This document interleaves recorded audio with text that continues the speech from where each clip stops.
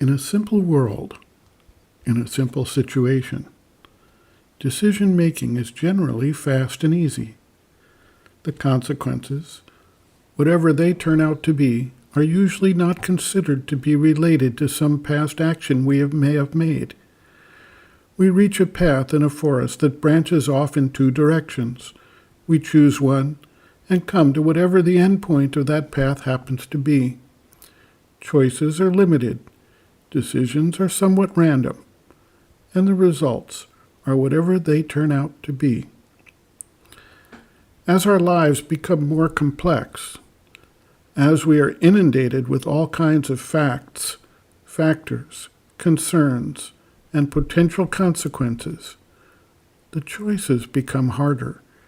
The ability to make the right decision gets clouded over by the magnitude of choices.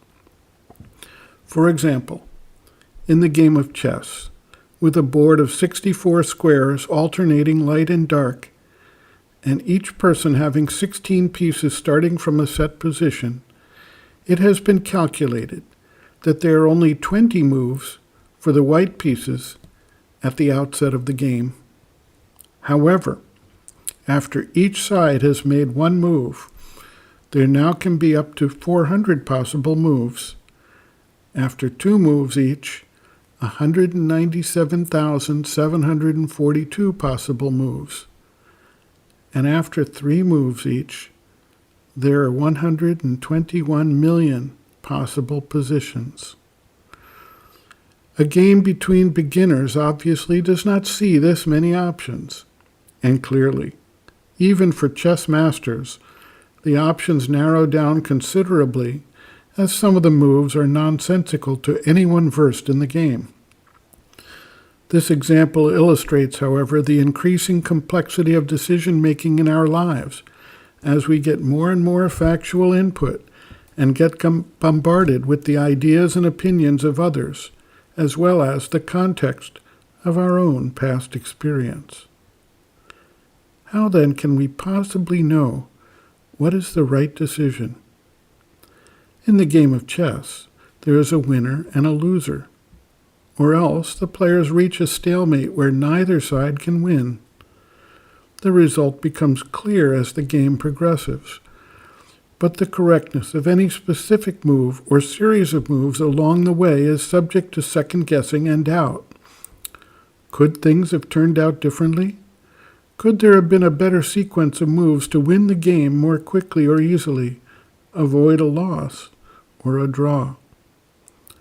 The more complex the system, the less certain we can be of the outcome. An individual told of his own experience facing a serious case of amoebic dysentery during his travels.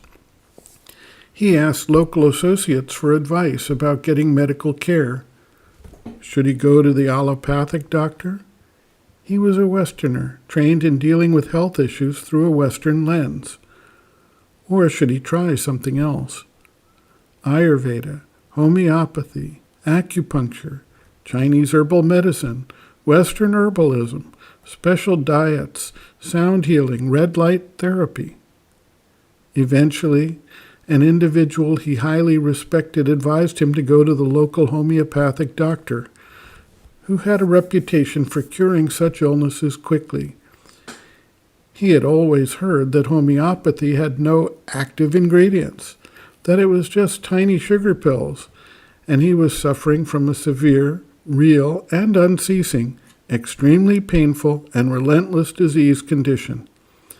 He was assured that what he had heard was not the case, rather, that homeopathy was in many cases the best choice, working on a subtle vibrational level that other forms of medicine could not reach. He went to the homeopath, and after answering dozens of seemingly random questions, the doctor gave him a specific remedy in a tiny sugar pellet, and told him to dissolve it under his tongue, and that within about 15 minutes, the intestinal motions would cease completely. He was amazed when he found that the doctor was right. We have little or no understanding about the real complexity of our body, our lives, our relationships, our society, the economy, the environment, and we tend to make decisions based on our own short-term understanding and our limited information set. This occurs in small things and big things in our lives, and we wind up with a decidedly mixed result. The mother notes, quote, "In the other case, if you have made it a habit to study and observe, you have before you all the little things of life which recur constantly. You don't want to live mechanically by a kind of habit. You want to live consciously, making use of your will. Well, at every minute, you are facing a problem which you can't solve. I mean purely physically. Take a certain difficulty you have in your body, what we call a disorder, which is expressed by an uneasiness or an indisposition. It is not an illness, it is an indisposition, it is an uneasiness. There is something that's not working very well. Then, if you don't have the psychic knowledge which makes you directly do the thing which ought to be done, and without any argument, if you want to refer the thing to your mind, and to what you consider to be the knowledge you have, then take a case which lies in the field of medicine, that is, should I do this or that? Take this medicine or that?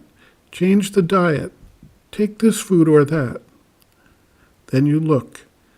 If you have never known more than a certain number of primary principles, your choice is very easy. But if by chance you have studied a little and know, if it be only the different medical systems of treatment, there are the systems of different countries, the different systems of medicines. There are, allopathy, homeopathy, this one and that. So one tells you one thing, another tells you another. You know people who have told you, don't do this, do that. Others who say, above all, don't do this, do that. And so on. And so you find yourself facing the problem and ask yourself, well, with all that, what do I know myself? What am I going to decide? I know nothing." End quote. Reference, Sri Aurobindo and the Mother, The Psychic Being, Soul, Its Nature, Mission, and Evolution, Section 2, Role, Function, and Action of the Psychic, page 63.